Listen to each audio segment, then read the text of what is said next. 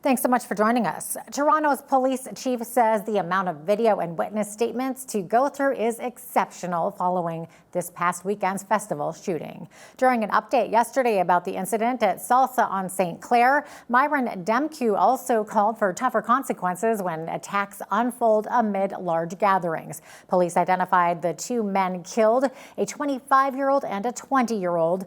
Who Demkew said knew each other and in what appears to be a, quote, targeted event. Last night, scores of people turned out for a candlelight vigil outside of a church not far from where the weekend violence erupted and sent thousands running for cover. This evening is a very, very simple evening of allowing people within the community to come and grieve together, to pause, to hear words of comfort, but not words that will fix anything. It's not a fixing night. We won't be hearing from local politicians. That is not tonight. Tonight is just gentle, letting people be in their place of grieving, respecting that. And please God, may it also be a time of healing, first for this area. It's always shocking when something like this happens.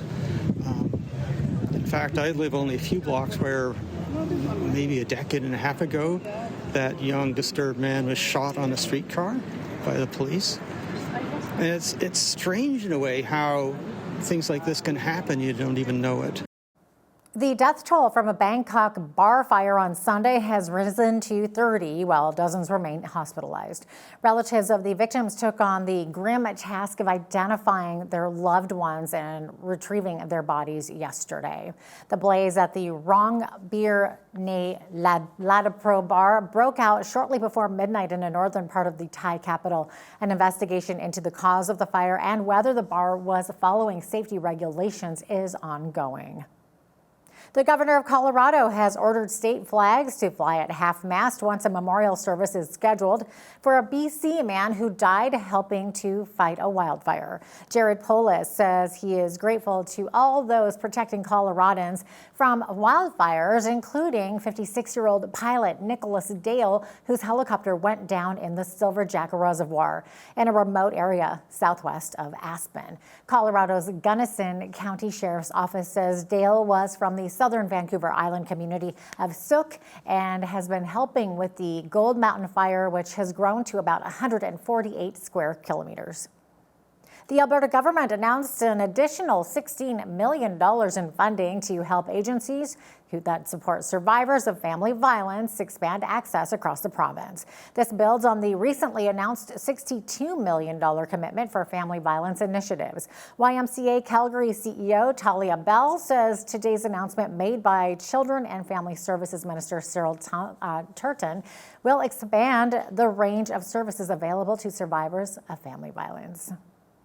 In 2025, we supported 10,600 individuals, more than 6,500 of whom came through our domestic violence and healthy relationship-based programming. Here, we support women and children, and even their pets, to find safety, appropriate support for their immediate needs, and resources for long-term success. This year, we are prioritizing alternative service delivery programs to expand options for families seeking services.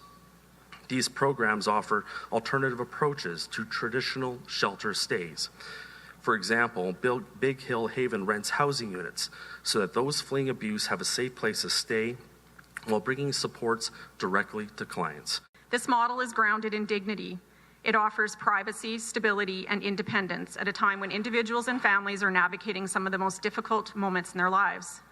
It allows people to remain connected to their schools, workplaces, families, and communities while still accessing the safety and support that they need.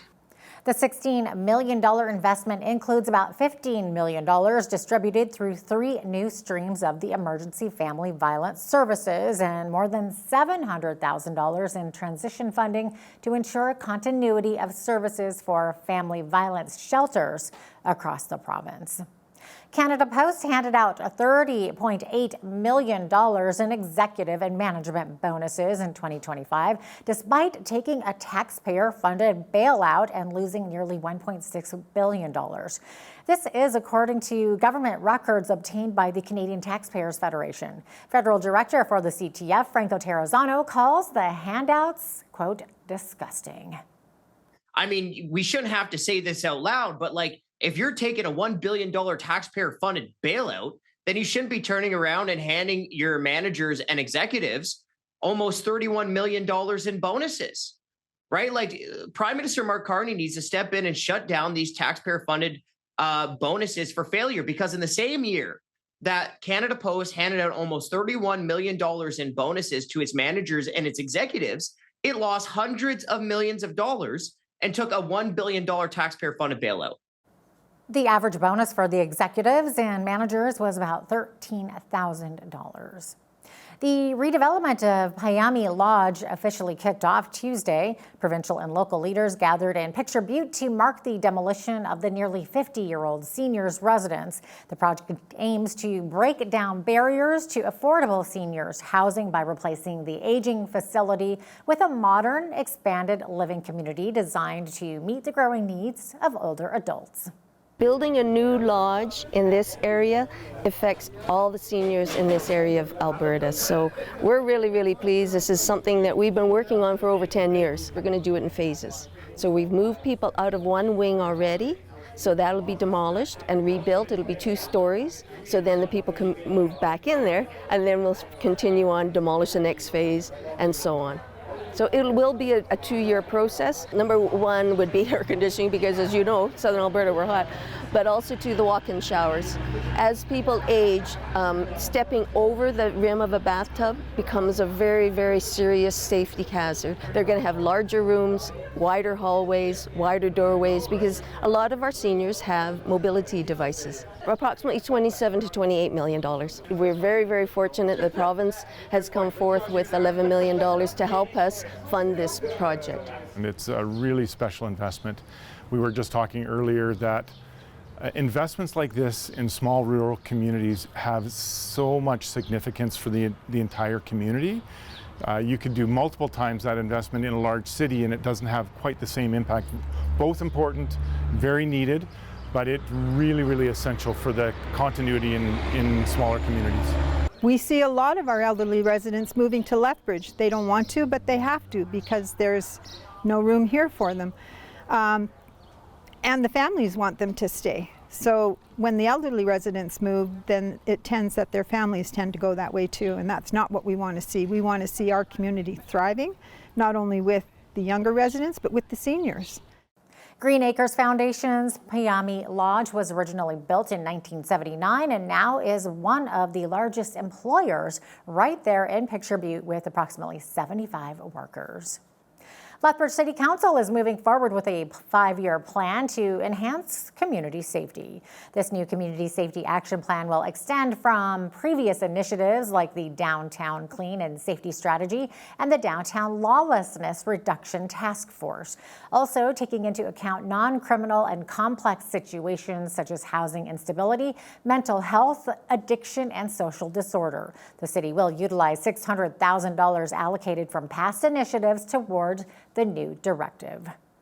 We're building on what we've learned over the last several years and bringing together enforcement, prevention, intervention, and education so that we can address community safety challenges more effectively and make the best use of existing resources.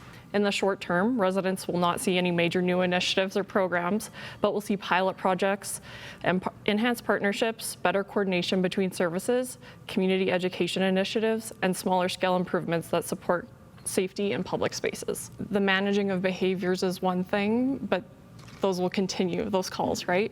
So if we're able to address those basic needs and support those individuals at the very low level, we can have them be successful in our community and successful for themselves. It's also very expensive to be reactive. So we want to be well planned and listen to the data and show this is what it's telling us and this is what these individuals may need. The Community Safety Strategy Committee will serve as the advisory body to provide input and recommendations to the city. It's filled with representatives from police, fire, and emergency services, business owners, and post-secondary institutions. Also approved by City Council today, the Windrow Assistance Program that was introduced as a pilot program over the last few years will now become a permanent service in our city. The Windrow Assistance Program allows residents living by snow routes and who experience mobility challenges to sign up for snow clearing assistance to clear plowed snowbanks from their driveways. In an effort to shore up costs and improve efficiency for clearing operations, the city began plowing only to the right side of the street 4 years ago. By not removing windrows entirely, it has brought the cost per kilometer of snow clearing down from $6,800 to just $260. Residents can view more about the program on the city's website.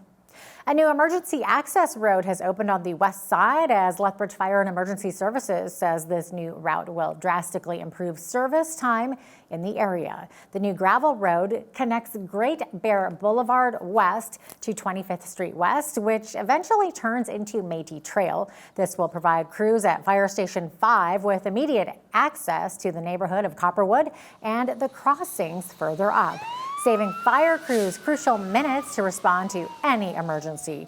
The road is closed for public use, although plans are being discussed. Prior to this road, we had to turn east and then find an alternative route and head back west to get into Copperwood and the other areas over there. Currently, our response times are very good. The nice thing about this road is it allows us to get more apparatus, more stations on scene quicker. We've never had an issue of getting one station there. It's where we need to build in the redundancy to get more than one station there in a timely manner. After delays due to heavy rain affecting the road condition, it finally opened for emergency personnel last week. Alberta is expanding its disabled parking placard program to include vision loss, recognizing that accessibility barriers extend beyond just mobility challenges. Effective June 30th, the province says eligible Albertans will be able to navigate parking lots more safely while improving access to work, medical appointments, and community activities. Alberta's Minister of Assisted Living and Social Services, Nathan Neudorf, explains what prompted the government to expand the program to include Albertans with vision loss. In response to many individuals and stakeholders saying that some of those individuals with vision loss still had a challenge to get to accessible work sites, and the ability to apply existed before, but those with vision loss were not included before. So this is an inclusion for those, and the distinction is that if they were unable to drive, they would be able to get this placard to park more closely. That's the new ability. Now, it's not the government or any agency that makes that distinction. It is actually a doctor. And this is to reduce barriers and the length of travel that they would have to do from their parking spot to the entry of a building, and that way make it safer for them. There is an existing form for doctors to fill out for those who would apply for a disability parking placard. This is just meant to be more inclusive, more responsive to significant advocacy. There are 3 types of parking placards: a temporary placard issued for 3 to 12 months, a long-term placard issued for 5 years, and a permanent one that can be renewed every 5 years by the client without additional medical certification. Local producers and members of the agriculture industry gathered at the Lethbridge Polytechnic Research Farm for Farm Field Day. The event connected attendees with representatives from Alberta Canola Producers Commission, Alberta Grains, and Alberta Pulse Growers, while showcasing the latest agricultural research and industry updates. The idea is to bring together a sort of consolidated program of best management practices and new things that producers should be aware of in different parts of the province for those 3 major crops in particular, but also with focuses on fertilizer management, entomology, disease, you name it. Bring that together under one flag and make sure that people have access to up-to-date information. Work is mostly focused on irrigation, and so this morning was really dedicated to agronomy. This afternoon it's more about water management. We focus on how we could use water at the right time, in the right amounts, in the right place. So we do a lot of work on irrigation technology, but also on irrigation management. We got to get the knowledge from the colleges and the research stations and the universities out to the people who can put it to use. I've had the opportunity to travel to different countries. Canadian grain is the best in the world. It is the best quality. So I think that's quite important. Sean Haney here with realagriculture.com. The nationwide race to build hyperscale AI data centers is officially colliding with rural communities, and it is a resource battle for prairie producers that they need to watch. While tech giants push for rapid expansion, massive grassroots pushback is bursting into the real world. A major project was just halted in Manitoba over public outcry, and similar fights are brewing right here in Saskatchewan and Alberta on the prairies, where the vast majority of Canada's new data centers are being planned. The core conflict at work here comes down to utility strain. These processing hubs consume astronomical amounts of power and water. For example, a single newly announced $13 billion Meta data center in Alberta will draw nearly 3/4 of the energy required for the entire city of Edmonton. For rural landowners, it's a complex calculation. These facilities require massive new natural gas infrastructure and can boost local energy companies, but critics warn the sheer demand could drive up baseline power costs for the broader community. As big tech lands on the actual farmland, our rural grid is becoming a major frontline battle on the Canadian prairies. For Bridge City News, I'm Sean Haney with realagriculture.com. The U.S. has launched more attacks on Iran after both vie for control of the Strait of Hormuz. The latest attacks come after President Donald Trump said Washington would reinstate a blockade on Tehran in the strait. He also suggested the U.S. would charge other ships for safe passage. However, he has backtracked that after conversations with Middle East leadership, noting in a social media post that the U.S. would instead benefit from massive trade and investment commitments from Gulf states. Iran has responded to the U.S. strikes by attacking targets in Bahrain, Jordan, and 3 tankers that recently traveled through the strait.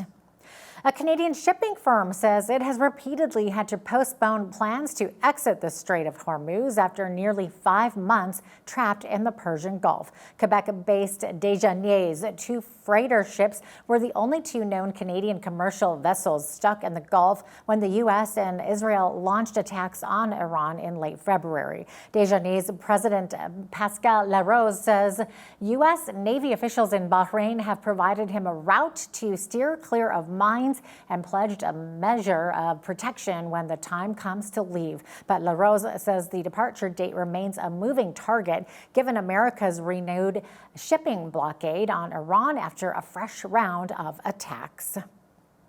Earlier this year, movie studio Paramount Skydance acquired Warner Brothers Discovery in a major multi-million-dollar deal, which may now be in jeopardy. 12 states have challenged Paramount's takeover in a lawsuit that argues the mega merger would extinguish competition in Hollywood and threaten jobs across the industry.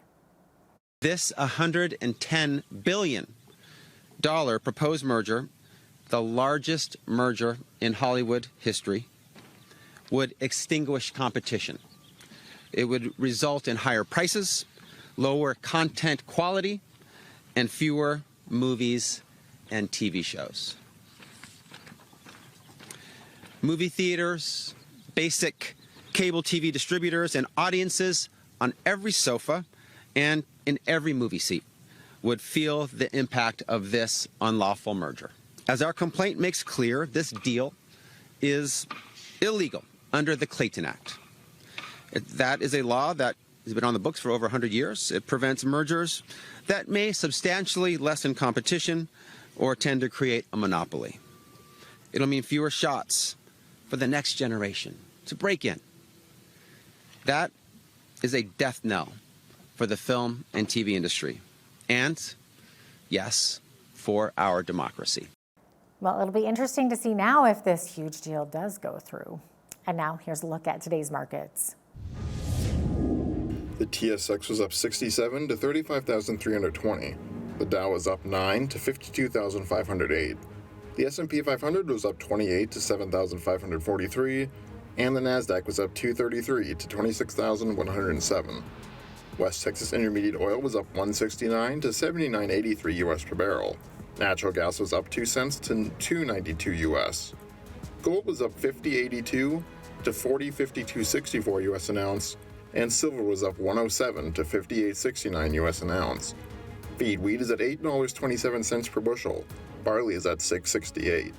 Canola is at $17.71, and corn is at $7.80 per bushel. Live cattle August contract was down $3.30 to $231.42. Feeder cattle August contract was down $5.55 to $348.80. Lean hogs were up 32 cents to 95.10, and the Canadian dollar was down, sitting at 71.10 US.